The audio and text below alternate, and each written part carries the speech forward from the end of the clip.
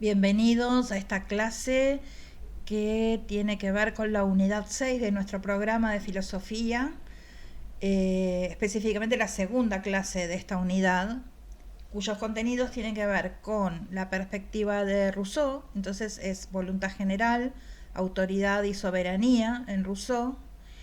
¿Cuál es el aporte cartesiano al cambio histórico que se inaugura con la modernidad?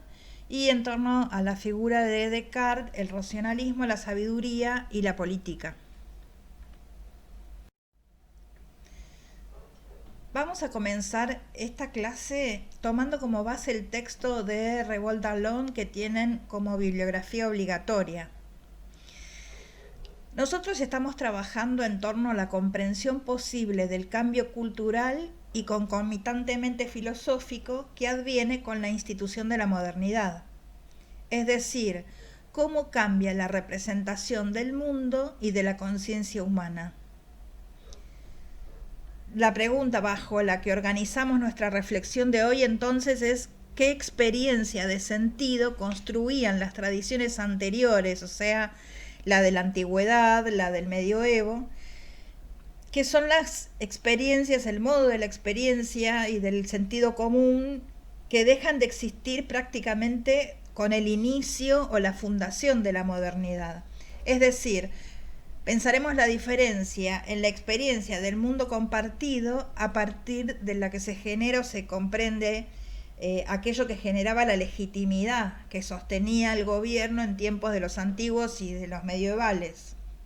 Y lo comparamos con la situación al respecto a partir de la modernidad, cuando ya no existe esa tradición ni ese respeto a la autoridad. ¿Sí?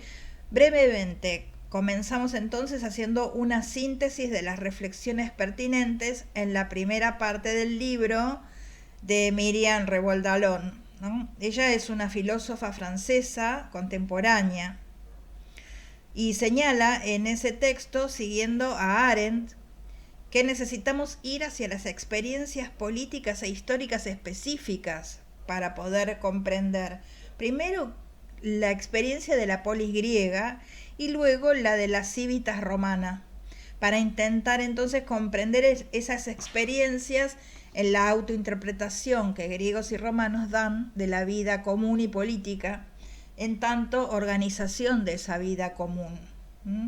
Veremos que se trata de modos específicos de concebir la experiencia viva. La experiencia reflexiva de las civitas y de la patria romana difiere de la que corresponde a la polis griega. Si pensamos en la institución de la polis, lo que tenemos que decir es que el universo conceptual se caracterizaba por algunos rasgos esenciales que vamos a repasar. La palabra como herramienta política por excelencia, la existencia de un ámbito público caracterizado por la visibilidad, la difusión de la escritura como vehículo de una cultura común y sobre todo el modelo isonómico por el cual el poder está situado en el centro, a igual distancia de ciudadanos que se definen a la vez como iguales y como semejantes. De ahí el término isonomía. Esto último porque en la Grecia ateniense la visibilidad del debate público sustituye a la palabra soberana de un rey. Y la mayoría de los asuntos comunes son tratados por la palabra y la persuasión. La palabra es primero, antes que nada, una palabra pública, indisociable en ese contexto del desarrollo de la retórica y del arte de la oratoria. De modo que las deliberaciones y decisiones se ofrecen a la mirada de todos. Están en el centro como parte de la koinonía, o sea, la participación en lo común. Por esta vía, la ciudad opera el pasaje de lo esotérico a lo exotérico, o sea, de lo oculto a lo manifiesto, en la medida en que todo lo que concierne al ámbito común debe ser visto desde todas partes, debe ser accesible a todos y considerado desde todos los puntos de vista posibles, ¿sí? El poder es depositado en el centro para que no sea cosa de nadie, porque es cosa de todos.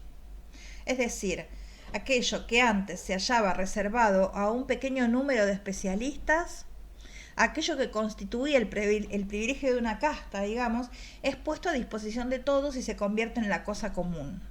La escritura, en ese sentido, se extiende y se difunde, pasa a ser un elemento central de la educación y le da a los ciudadanos el poder de controlar lo que les incumbe. Pasa a ser el instrumento de una norma susceptible de imponerse a todos, ¿sí? Lo más importante en ese aspecto de la posibilidad de la escritura y del aprendizaje de la escritura concierne a la redacción de las leyes. Así, la idea de isonomía, que es la igualdad ante la ley, implica que igual participación de todos en el ejercicio del poder, que se instala el poder en el medio o en el centro, como ya dijimos, que se sustituye la jerarquía de lo secreto en el palacio por la visibilidad del debate público en un espacio homogéneo.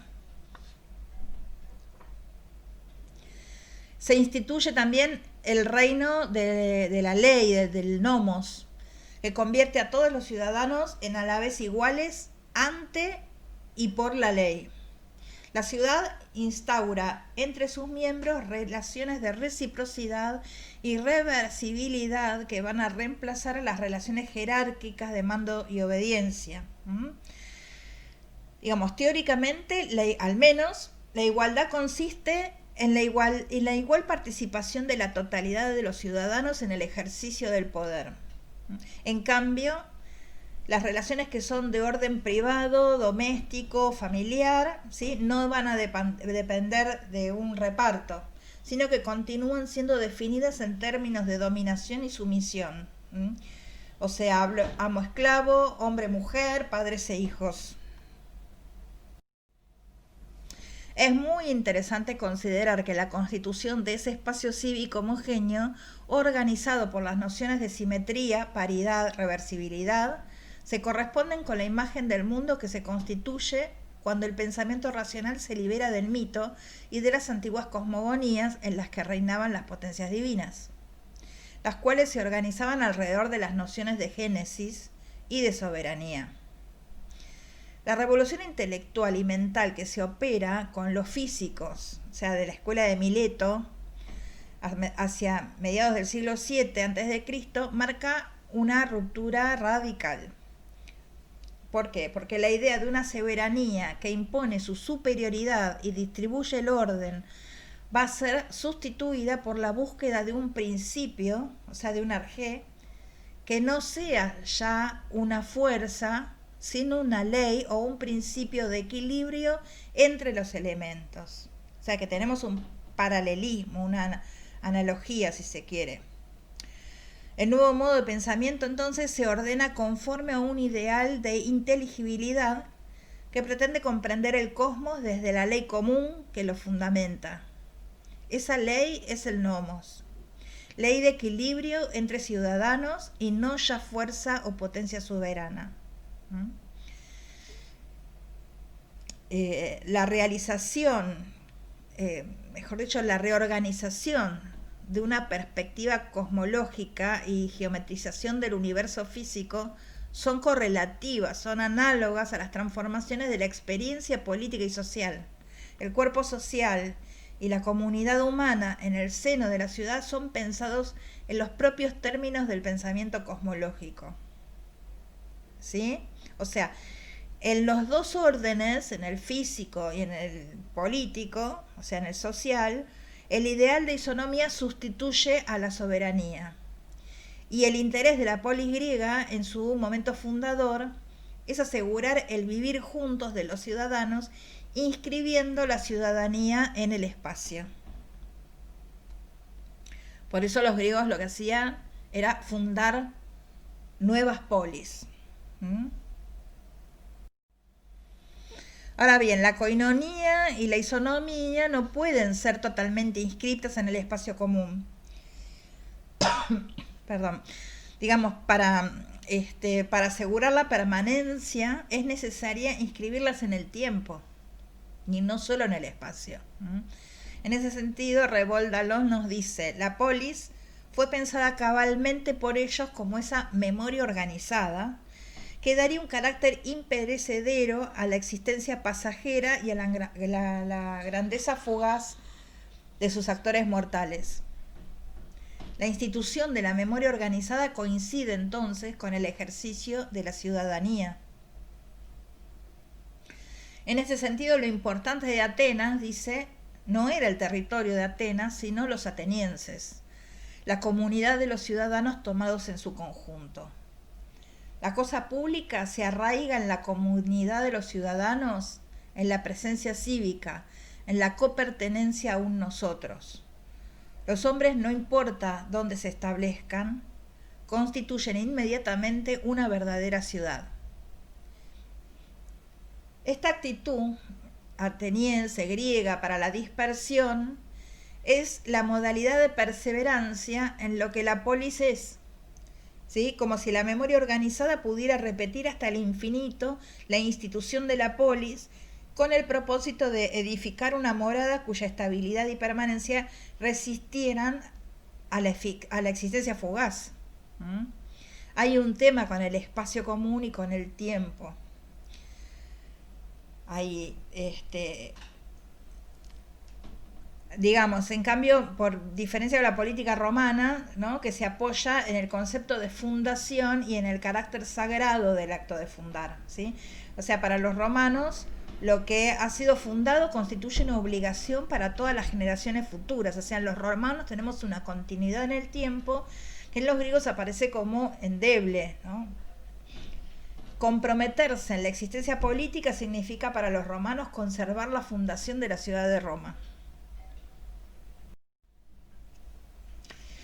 Digamos que la experiencia romana es totalmente diferente a la de los griegos, ¿sí? Lejos de proponerse replicar la fundación de la polis, estableciendo nuevas colonias, los romanos buscaron engrandecer la fundación original, de manera que toda Italia primero y después todo el mundo occidental fuera unificado y administrado por Roma.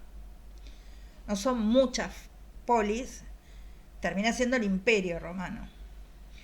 La fundación es a la vez el acto supremo y originario que sirve de principio a toda acción ulterior.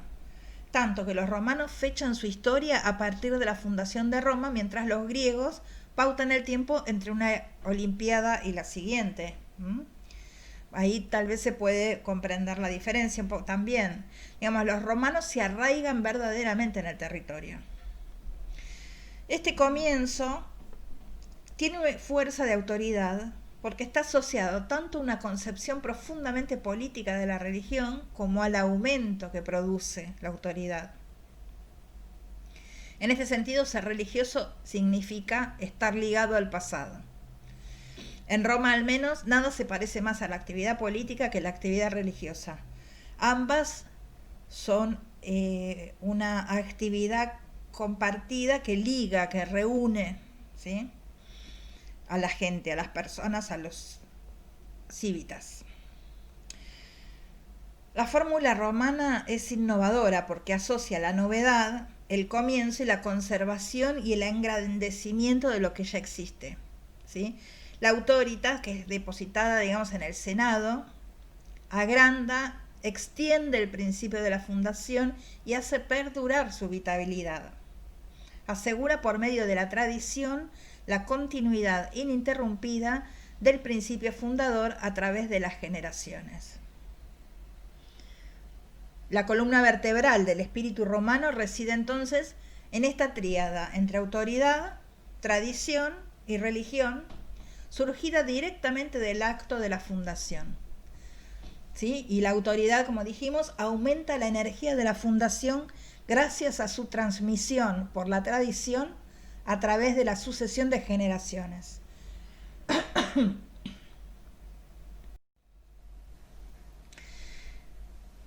El postulado de la política griega, digamos, es fundamentalmente igualitario. En cambio, el de la política romana, sostenido por el principio de la fundación y legado al interés por la duración institucional, va a instalar un núcleo de desigualdad, de disimetría entre las generaciones.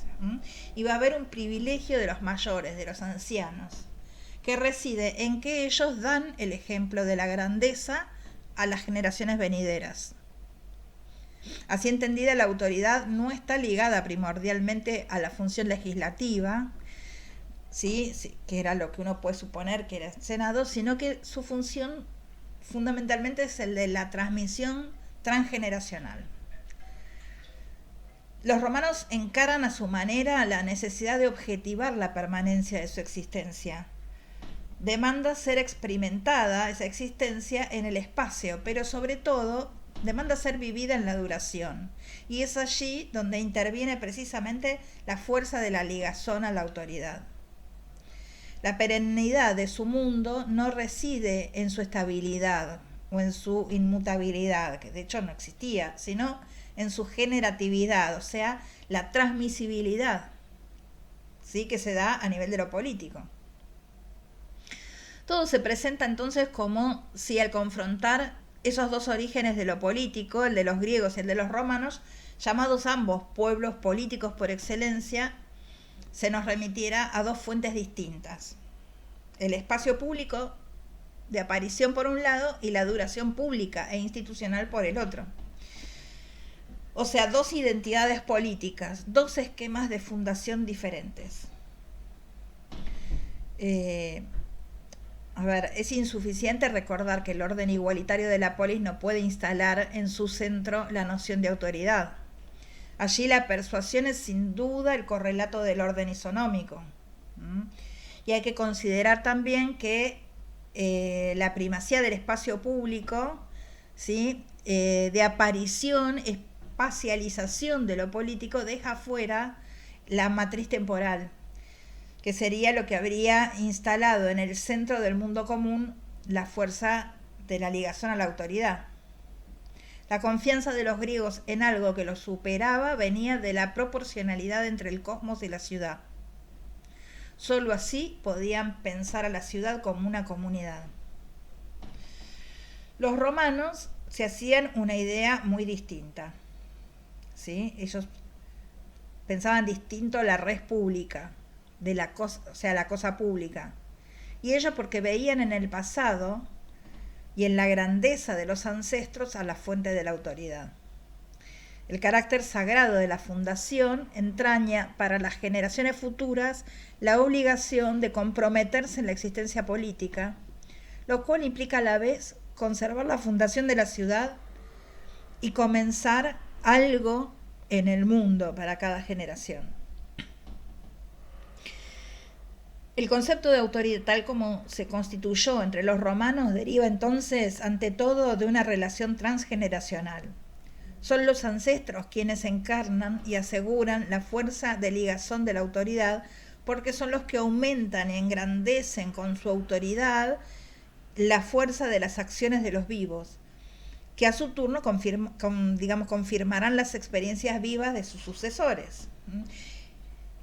El advenimiento de la modernidad va a poner en tela de juicio precisamente la capacidad de esa duración homogénea y de la autoridad de la tradición para integrar las rupturas y las novedades. De modo que cuando pensamos el surgimiento de la modernidad, su autoinstitución, necesitamos considerar cómo configuran los modernos esa relación tanto espacial como temporal, o sea, tanto con la legitimidad como con la autoridad. Y lo primero que constatamos es que la modernidad se caracteriza por un desprendimiento del pasado, de la tradición y de la referencia a toda autoridad anterior. Digamos, si la fuente de la autoridad ya no está en la tradición, ¿la modernidad inventa una nueva figura de la trascendencia? ¿De dónde o cómo surge la autorización que permite instituirse a sí misma? ¿Cuál es la fuente de esa legitimidad? ¿No? Y sobre todo, ¿cómo será el modo moderno de construir y asegurar la permanencia del lazo social? ¿No? De la permanencia de esa posibilidad de integrar y de incluir a todas las personas como parte de la sociedad a través de un lugar en la sociedad, de un rol social y del aprendizaje de cierto modo del estar común. Y bueno, acá es donde vamos a nombrar y a tener como referencia el iluminismo, ¿no? O la ilustración también, que es el movimiento intelectual y cultural de la segunda mitad del siglo XVIII, que en ese sentido fue concebido, digamos, del siglo XVIII como el siglo de las luces, ¿no? Y la corriente se llama iluminismo. Por otro lado, el iluminismo también, digamos, es la doctrina, la visión o el marco intelectual e ideológico de la Revolución Francesa de finales del siglo XVIII. ¿Mm? Y es muy interesante ver que en la enciclopedia, que es un emblema del iluminismo, ¿sí? Y que como tal la enciclopedia manifiesta, objetiva, la episteme de aquella época, de esa época, de representación taxonómica en el espacio, ¿no? Que vimos en las primeras clases. Diderot y D'Alembert son sus autores, y al hablar de autoridad en materia de conocimiento, ellos preguntan: ¿qué importa que otros hayan pensado igual o diferente que nosotros, mientras nosotros pensemos con corrección, según las reglas del buen sentido y con arreglo a la verdad? ¿Mm? Ahí vemos que el fundamento se desplazó de la tradición y de la herencia de los antiguos hacia la capacidad de la autonomía y hacia la autorreflexión. ¿Sí? En consonancia, Kant va a llamar prejuicio a la heteronomía de la razón. ¿Sí? Recordemos que heteronomía es estar regido por una ley externa, no una ley propia, no una ley interna, o sea, por la ley de otro.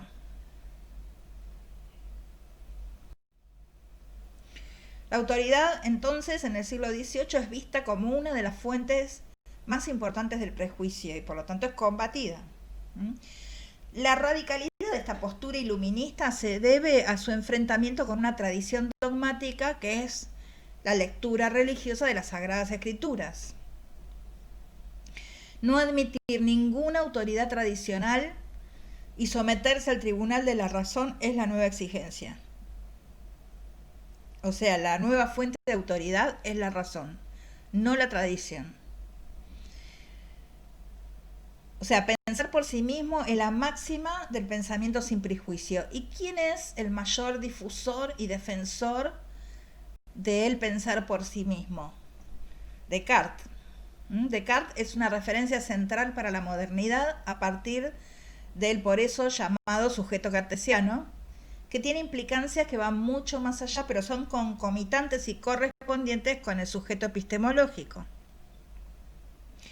Por eso es que acá voy a hacer un paréntesis para señalar algunos puntos importantes del pensamiento cartesiano en cuanto a sus referencias por fuera de la perspectiva epistemológica, antes de continuar con la consideración del surgimiento de la modernidad, porque Descartes realmente es un referente fundamental junto con el Renacimiento, digamos, ¿no?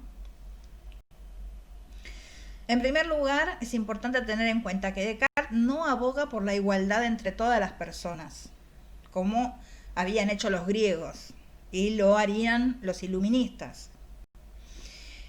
Ni bien Descartes asienta que no hay que aceptar los juicios que siguen a la autoridad como criterio de verdad, sino a los de la propia razón, él aclara, siempre que se siga correctamente el método, lo cual abre al problema de quiénes tienen acceso al aprendizaje de un método correcto y quiénes no. Y por otra parte, ¿quiénes son autoridad para juzgar la corrección en la aplicación de un método? Acá la ilusión de una igualdad que podía abrir Descartes con su sujeto cartesiano queda inmediatamente liquidada.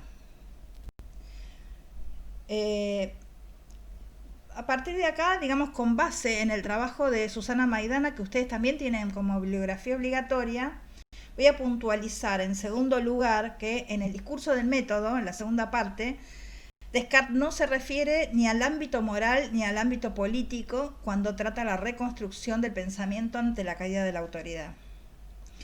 En este sentido, la visión de Descartes sobre el mundo social me parece importante comentar muy someramente lo que ustedes van a poder profundizar en el texto de Maidana, ¿no? Viviendo en el siglo XVII, que no es la época de la revolución, sino que es la época del derrumbe definitivo del medioevo, la postura filopolítica de Descartes es utilitarista, lo que podemos llamar utilitarista, ¿no? Él destaca la actitud de prudencia y cautela que debe guiar al soberano con el fin de conservar el poder. Además, reconoce que el mundo de los hechos históricos y políticos es contingente y que la felicidad depende de cada uno. Esta perspectiva explica el afán de búsqueda de la utilidad y del bienestar individual. ¿Sí? Y esto es acorde con su biografía y con el espíritu individualista de la modernidad que tanto ayudó a alumbrar. Pensando en su siglo, vamos a decir que Descartes comparte con Hobbes, ¿sí?, ese momento de guerra, de decadencia, de intolerancia. Los dos buscan un estado de paz, de estabilidad y de orden.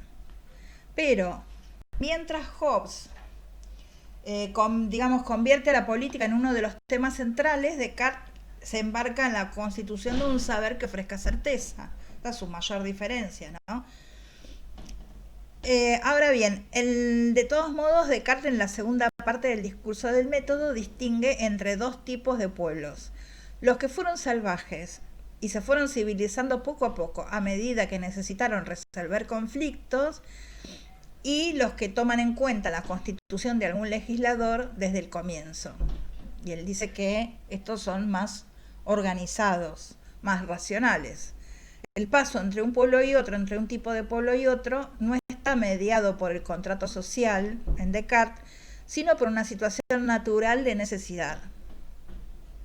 O sea que en lugar del consenso como legitimador del poder político, Descartes hace lugar a la conveniencia.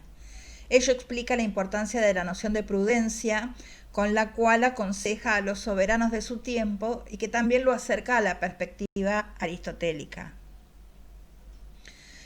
Es imprescindible sugerir, junto con varios autores, que en las afirmaciones cartesianas influyen decisivamente las acciones de la Inquisición, en particular a partir de que Descartes se entera del destino de Galileo. Más allá de todo esto, para él, filosofía y política no constituyen en realidad dos ámbitos definitivamente separados. Descartes reconoce la importancia que tiene para el Estado el tener buenos filósofos. En su libro Principios de la Filosofía dice respecto de la filosofía: es solo ella la que nos distingue de los más salvajes y bárbaros, y que cada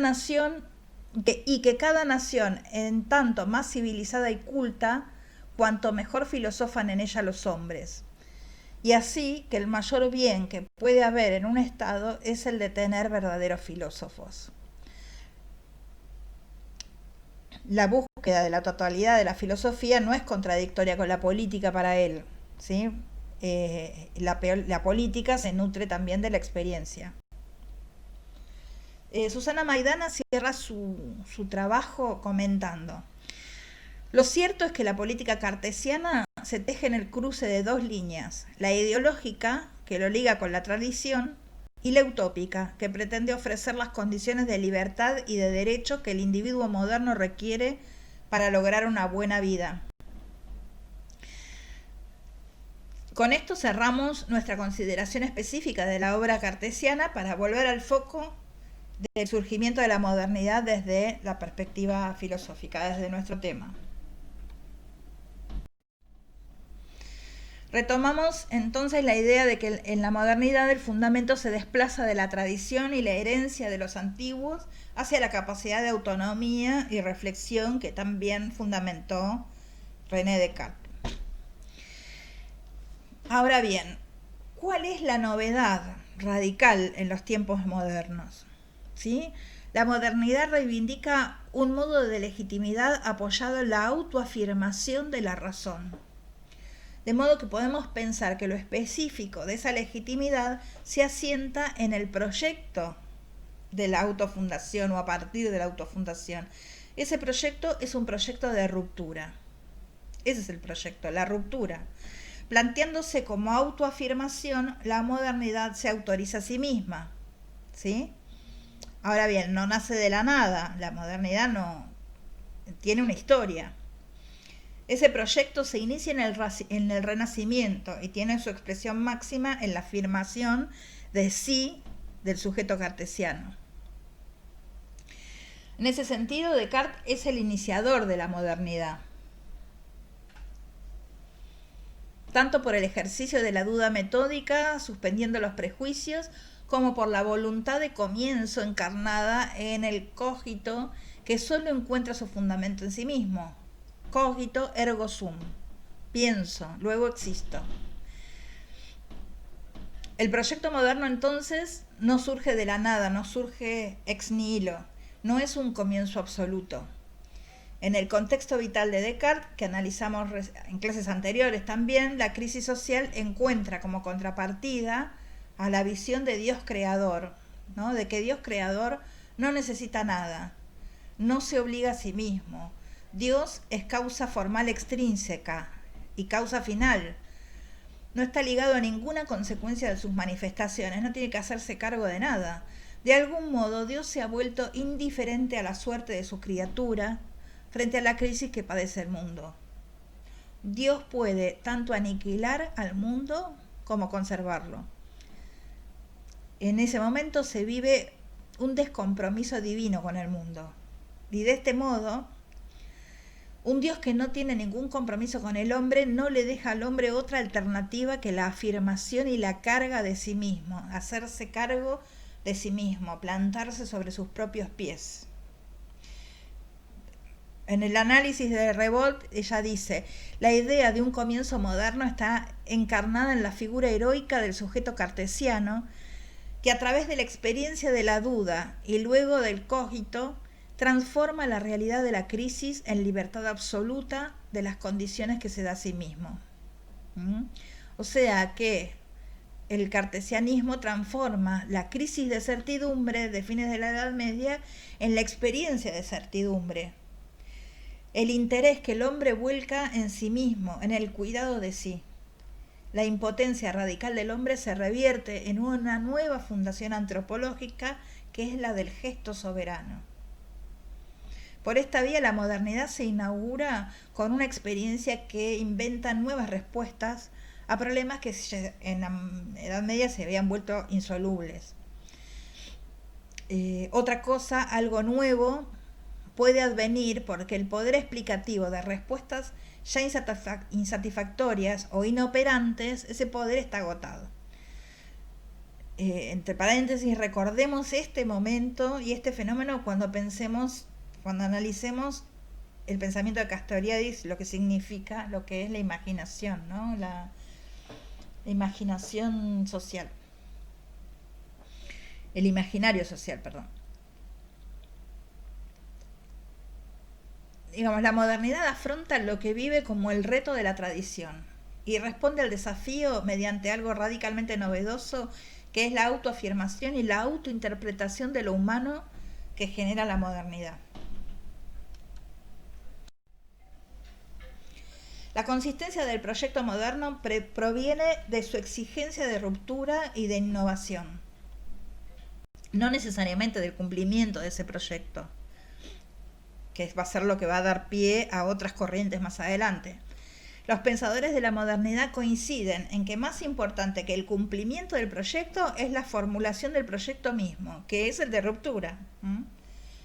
Entre paréntesis, de esta situación de negativismo, de negación de todo lo anterior, es por contraposición a esto es que en el siglo siguiente van a aparecer las corrientes del positivismo, por oposición a esto que es tildado entonces de negativismo.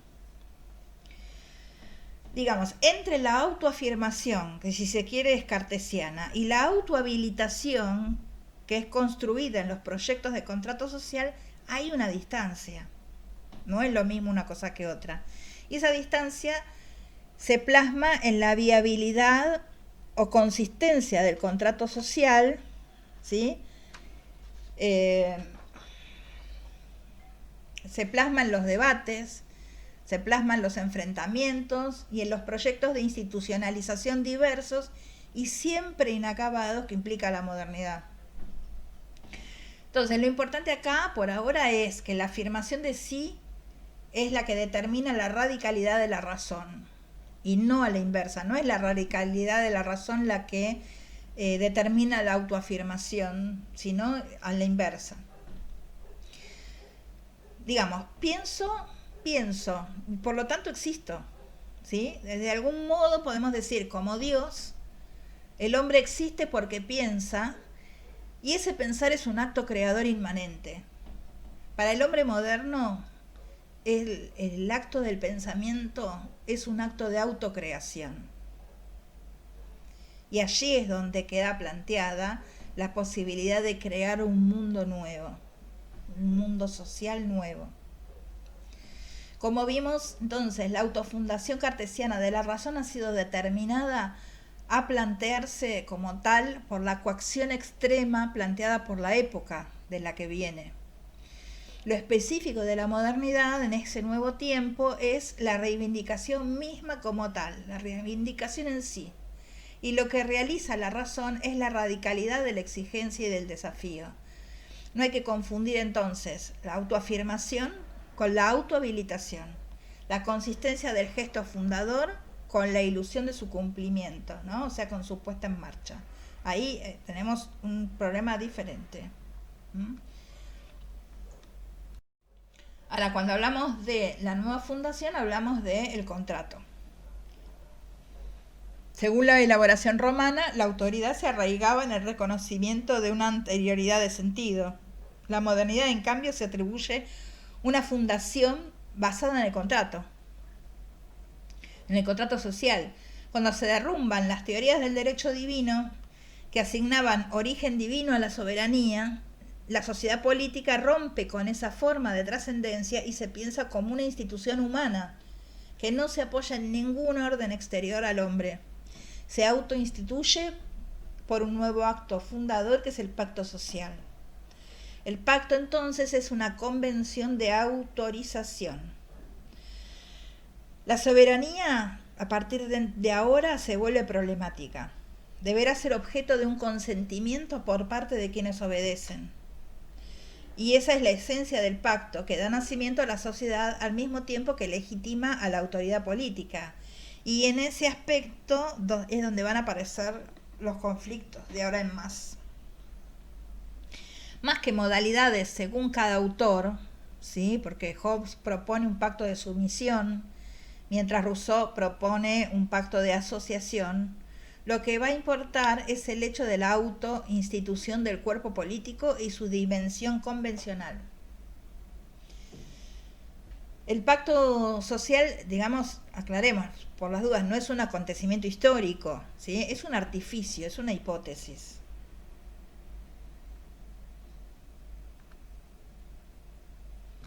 Si avanzamos,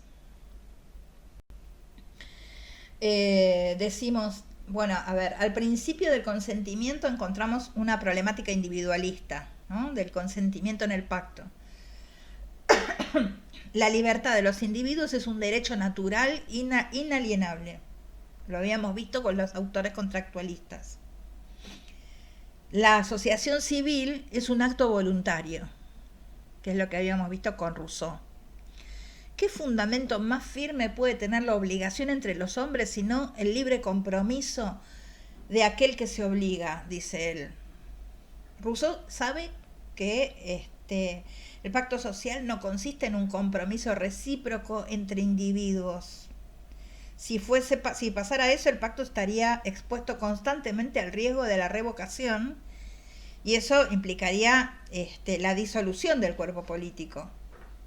El pacto social es un compromiso recíproco entre el público o pueblo como cuerpo considerado soberano y los particulares como sujetos. Esta parte es importante para de clarificarla, ¿no? En oposición al pacto hobbesiano, en el que los individuos se desprenden simultáneamente de su poder y lo transfieren al soberano, el contrato social de Rousseau compromete a los individuos, pero no recíprocamente entre ellos, sino con el cuerpo político del que van a ser miembros como parte indivisible del todo. ¿sí? Dado que la fundación del cuerpo social no depende del arbitrio individual, en este sentido, que sería entonces una cuestión subjetiva y que uno puede aceptar o no, y implicaría que un día sigo la ley y otro día pienso que no estoy de acuerdo y hago otra cosa. En Rousseau el pacto conlleva, en sentido estricto, la exigencia de autonomía del cuerpo social. O sea, el que debe tener autonomía es el cuerpo social, como pueblo, o como sociedad, o como público, no como individuo. Rousseau refuta la heteronomía, es decir, refuta la dependencia respecto de una norma que se impone desde el exterior, porque la norma, así pensada, surge del interior del cuerpo social. El pacto implica la alienación total de cada asociado con todos sus derechos en toda la comunidad y convierte la independencia natural del estado de naturaleza, la convierte en libertad, entendiendo libertad como obediencia a la ley prescripta por el conjunto. Al margen, una postilla al margen, creo que es oportuno señalar la pregunta de si la ley prescripta por el conjunto, que luego será llamado, digamos, orden social, si tiene relación con el tercero psicoanalítico y con el gran otro, ¿no? Del interaccionismo simbólico, o con el otro lacaniano, si se quiere, ¿no? Porque ese es el colectivo. Cierro paréntesis. Para Rousseau hay algo en el pacto que aparece como en exceso, como desbordando, y es el carácter trascendente del tránsito a la existencia social, ¿sí? Dice, el orden social es un derecho sagrado que sirve de base a todos los otros. Y la trascendencia del contrato excede el consentimiento de las partes.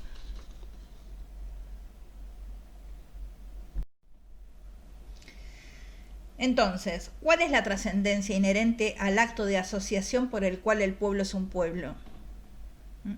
Rousseau instituye también esta antecedencia y dice, antes de examinar el acto por el cual un pueblo elige a un rey, está discutiendo, ¿no? Sería bueno examinar el acto por el cual un pueblo es un pueblo, porque ese acto necesariamente anterior al otro es el verdadero fundamento de la sociedad. El acto por el cual un pueblo es un pueblo debe ser considerado según dos acepciones.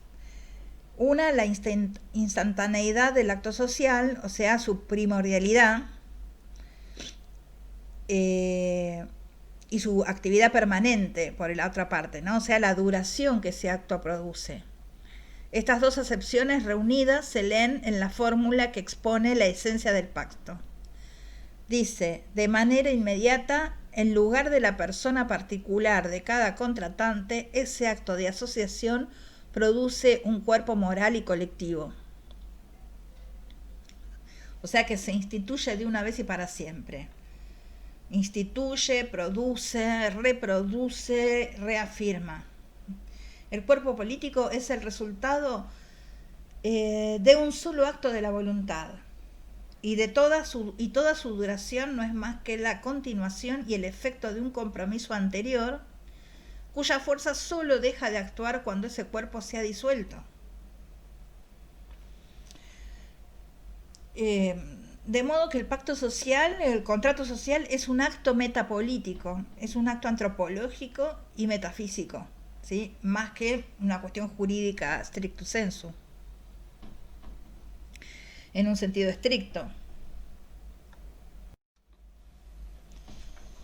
Nuevamente, entonces, hay dos cuestiones. Un tema es la fundación y otro tema es la permanencia.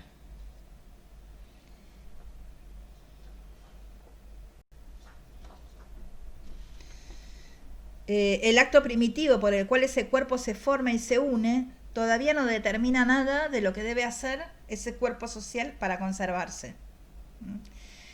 Rousseau necesita instalar en la duración real lo que ha sido instituido en el pacto. Y como en el caso del pacto social no puede tratarse de algún principio exterior ni anterior, ¿sí? Él necesita un principio inmanente que Rousseau va a construir a partir de la figura del legislador, ¿sí? por una parte. Digamos, al definir pueblo, ya está hablando de un principio inmanente, ¿no? Pero ahora lo va a trabajar desde la figura del legislador. El legislador no es quien vota las leyes y tampoco es el conjunto de los ciudadanos que las ratifican. Se trata de un personaje, digamos, como semimítico, como si fuera Moisés, o un personaje histórico, como en el caso de Calvino, ¿no? Y a ese personaje, a esa figura del legislador, Rousseau le exige tanto tener un genio político superior como un alma grande. Desde ahí que la primera tarea política del legislador es la institución del pueblo. O sea, que el pueblo, que el ser humano salga del estado natural en un sentido positivo. Al legislador es a quien le incumbe la tarea de impulsar esta conversión existencial que permite inscribir lo político en la duración. El pueblo, según Rousseau, no puede instituirse solo ni espontáneamente. La multitud ciega no se transforma por sí sola en pueblo, dice, y menos en un pueblo de hombres que sepa elegir bien. Prepararlos para ello, para poder elegir bien, es la tarea del legislador. Se abre algo un poco ambiguo, ¿verdad? Sí, La existencia política de los hombres no es una dimensión política exterior a su existencia. El orden social, digamos, involucra una especie de conversión existencial que sería para Rousseau la dimensión moral de la política. Esta conversión del juicio acompaña a la posibilidad de una verdadera existencia política. Es necesario que cada uno sepa lo que debe querer, pero es el pueblo en última instancia quien debe querer, es decir, hacer uso de su voluntad, o sea, decidir. Por esa vía, Rousseau plantea la noción de voluntad general, que tal vez es su mayor legado, ¿no? La voluntad general es una ficción teórica, como el contrato del que emana, que no se reduce a la suma de voluntades particulares, ni tampoco coincide con la voluntad mayoritaria, ¿sí? De esto hablamos la clase pasada, donde señalábamos a la voluntad general como el más grande legado de la obra rousseauiana y decíamos, en el contrato social, Rousseau intenta articular la integración de los individuos en la comunidad, es decir, construir el lazo social específico de los nuevos tiempos. Las exigencias de libertad del ciudadano han de verse garantizadas a través del contrato social ideal que estipule la entrega total de cada asociado a la comunidad, de forma que su extrema dependencia respecto de la ciudad lo libere de la dependencia que tiene respecto de los otros ciudadanos y su egoísmo particular.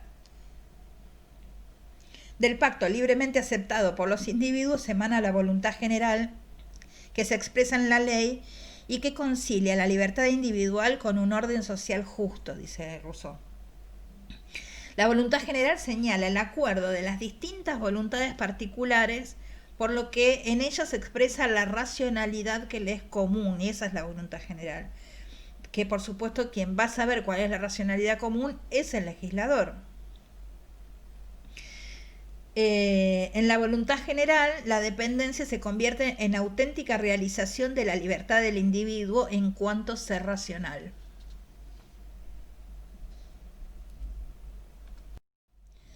En este sentido, el legislador es una figura mediadora. Produce el encuentro entre el individuo y el ser común. Hace que nazca un mundo común.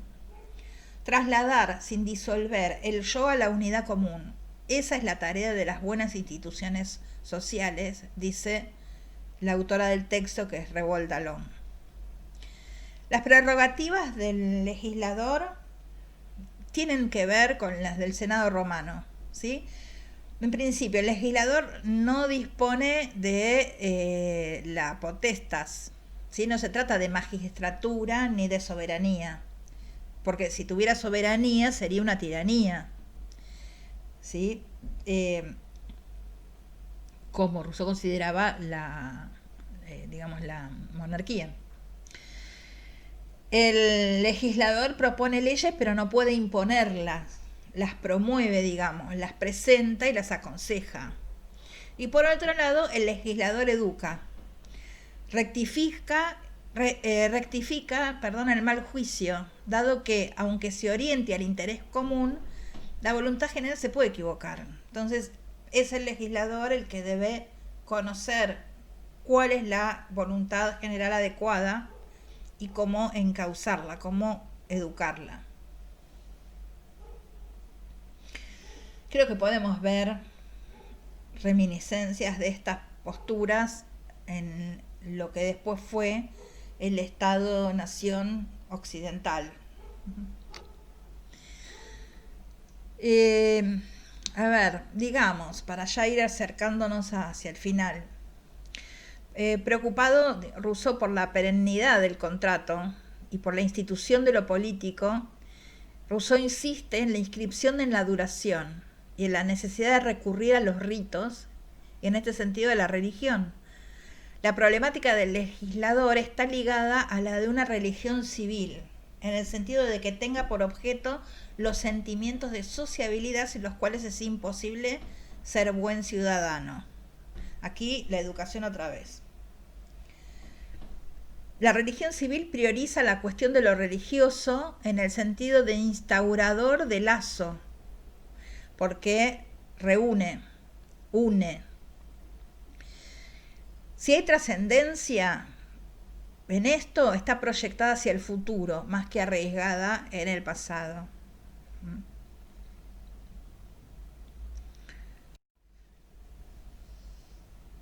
Digamos, Rousseau considera que el problema de la autoridad es más el de la transmisión que el del origen, que el de su génesis. Cuando se considera la hipótesis del contrato social, la primera autoridad surge de una decisión colectiva, es decir, del acto que emana de quienes van a someterse a ella.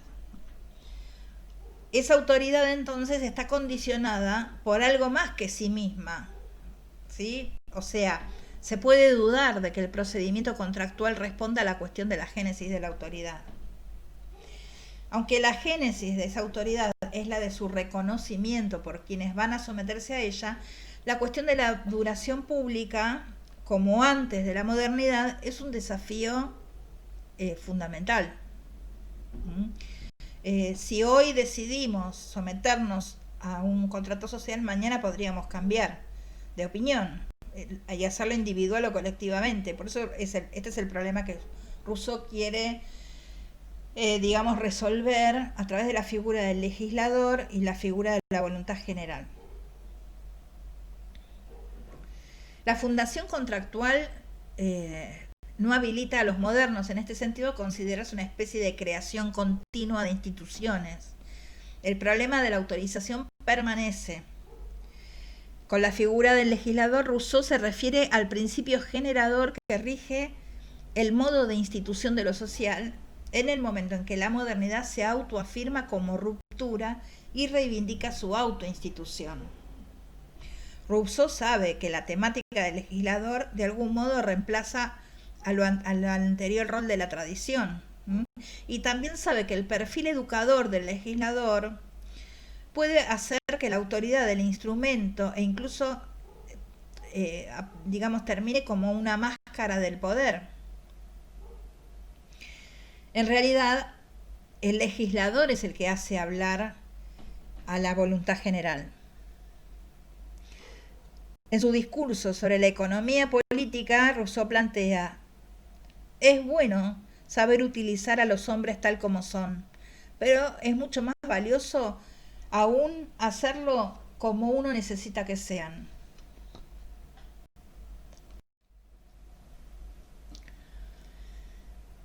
La autoridad absoluta, continúa Rousseau, la autoridad más absoluta es la que penetra hasta el interior del hombre y se ejerce tanto sobre las acciones como sobre la voluntad. De modo que entonces el texto nos remite a las críticas más clásicas de la autoridad como instrumento del arte de gobernar. El político hábil usa medios más o menos fraudulentos para ganar el consentimiento de los ciudadanos. La autoridad debe ser pensada entonces por fuera de la dominación, pero en la realidad histórica, ¿no? En la realidad histórica, el poder, a menos que sea abiertamente despótico, no puede dejar de usar la máscara de la autoridad.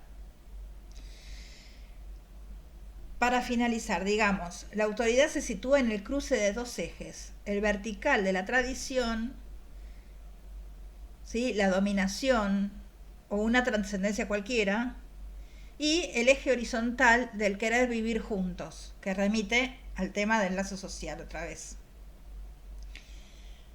La cuestión del tercero acá permanece intacta, incluso en las condiciones de la mayor igualación democrática posterior. Entonces, me gusta cerrar esta clase con la pregunta de: ¿estará esta encrucijada en la base de las derivas filosóficas que florecen a partir de la modernidad y de las permanentes tensiones que plantea el cambio social? Esto es lo que vamos a comenzar a trabajar a partir de la próxima unidad de la cursada, después de que hayamos podido considerar la propuesta spinoziana. Hasta acá por hoy.